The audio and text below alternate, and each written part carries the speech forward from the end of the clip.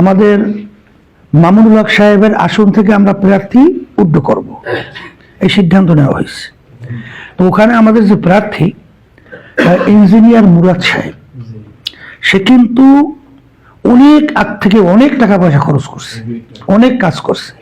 আমাদের অবস্থান ওখানে কিন্তু ভালো একটা মজবুত।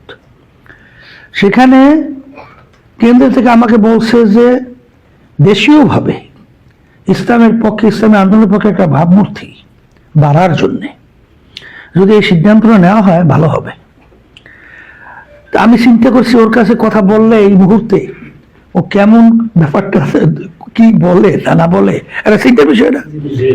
আমি মোবাইল দেওয়ার পরে ও মোবাইল দিচ্ছিল, আমি পাইতেছিলাম না দেশে। পরে আমি বলছি একটু আমাকে মোবাইল করতে বললেন।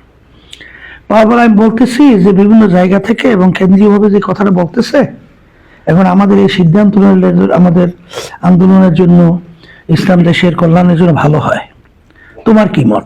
করে হুজুর আলহামদুলিল্লাহ। একটা শব্দ কিলোকালো করলো না।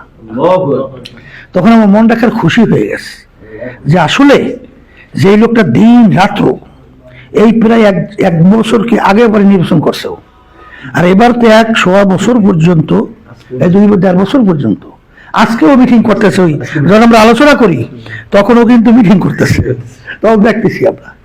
এই অবস্থা বলার পরেই বলছে আলহামদুলিল্লাহ। আমি কিন্তু একটু ভীতু ছিলাম যে কি আমার লাগে আবার বলে হুজুর এই অবস্থায়, হুজুর আমি তো নামছিলাম, এখন হুজুর আমি উঠবো, হুজুর হে তো বিভিন্ন বিভিন্ন এই কায়দায় কায়দায় আমাকে তো সম্মান রাখে নাই, তো হ্যাঁ আমার সম্মান রাখবো কারো, বিভিন্ন কথাবার্তা বলতে পারতো না, কিন্তু কিচ্ছু বলে নাই।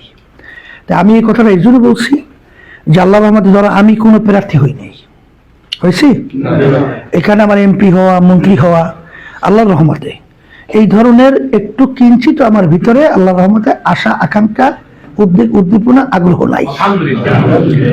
শুধুমাত্র এই দেশের কল্যাণের জন্য এবং মানুষের কল্যাণের জন্য, এরপরে ইসলামের কল্যাণের জন্যই কিন্তু আল্লাহর রহমতে কাজটা করতেছি।